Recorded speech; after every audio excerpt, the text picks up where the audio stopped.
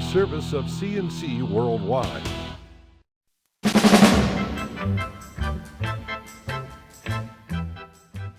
The Daily is a service of CNC News and Jib Jab Greetings. I'm Bud Lowell, and your full AccuWeather forecast is right across the top of every CNC local news page.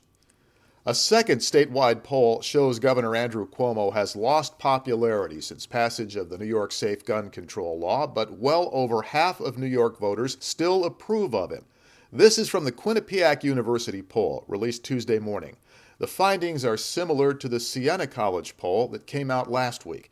Quinnipiac finds New York's governor with an overall 55 to 27% job approval rating, down from 59% just before the new gun control law was approved, and it was 74% favorable in December.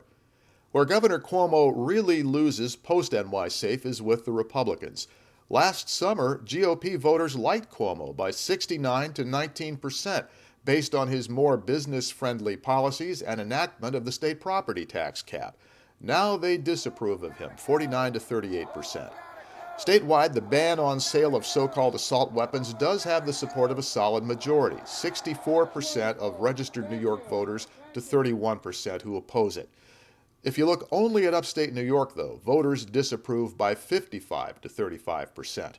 Quinnipiac Director Maurice Carroll says that's a wide geographical split, which has hurt the governor with Republicans and independents, but strengthens his New York City area support even more. Polls are open noon to 9 Tuesday for village elections around New York, speaking of politics. In the immediate Rochester area, there are races for mayor in Pittsford and in the village of Webster. Longtime Pittsford Mayor Robert Corby lost the endorsement of his own Republican Party because he opposes the Westport Commons apartment complex off Monroe Avenue. Corby is running for re-election, but as a Democrat. Challenger Trip Pearson now has the Republican line. He got into politics originally as an opponent of the project, but now says that after listening to people of the village, he's supporting it. An issue campaign also set off a race for mayor and control of the village board in Webster. Incumbents Peter Elder and trustees David Kildall and Christine Reynolds are being challenged by 3 village residents who want to put the village on Monroe County water. There's been steady criticism of the village's water system as supplying water that's too hard, too much mineral content. John Cahill, Gerard Ippolito Jr., and Darrell Byerts formed the Open Party, running Cahill for mayor. Besides water, they say Webster needs more open handling of its finances.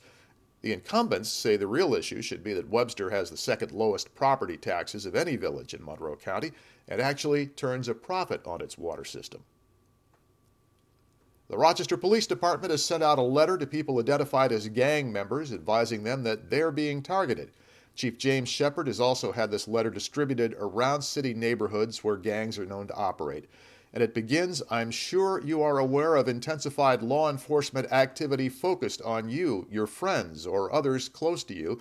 It goes on to say that gang members and their friends are known to police, that the city's high level of gun violence is all about the groups they form, and that every known member of the group and their friends will be targeted by police when any member of that group is linked to a shooting. The chief says these are explanations, not threats he's putting out. Even if most of the intended recipients throw the letters away, Chief Shepard says he hopes the word will get around that gun violence isn't being tolerated.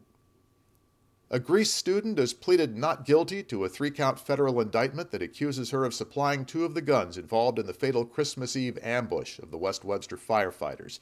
24-year-old Dawn Nguyen was in U.S. District Court in Rochester Monday. She is out of jail on bail, scheduled to be back in court May 23rd. Her attorney says he may move to have her trial held in another city because he thinks it'll be hard for her to get a fair trial in Rochester. A federal grand jury has indicted her on several charges involving her purchase of guns on behalf of known felon William Spangler, who of course was the gunman in the December 24th attack on the West Webster firefighters. As a convicted felon, Spangler could not legally buy firearms. Rochester's arson task force has charged a 25-year-old city man in connection with an explosion and fire that destroyed a West Side house back in August. Anthony Simmons is charged with reckless endangerment and burglary, along with other crimes, for triggering the explosion August 24th. Investigators say the house filled with a large amount of natural gas after Simmons stole a number of items. evidently including the gas piping. Something eventually ignited the gas, the house blew up, the house next door was damaged, and a woman there was struck by flying glass and debris. The house Simmons broke into was so badly damaged it was torn down.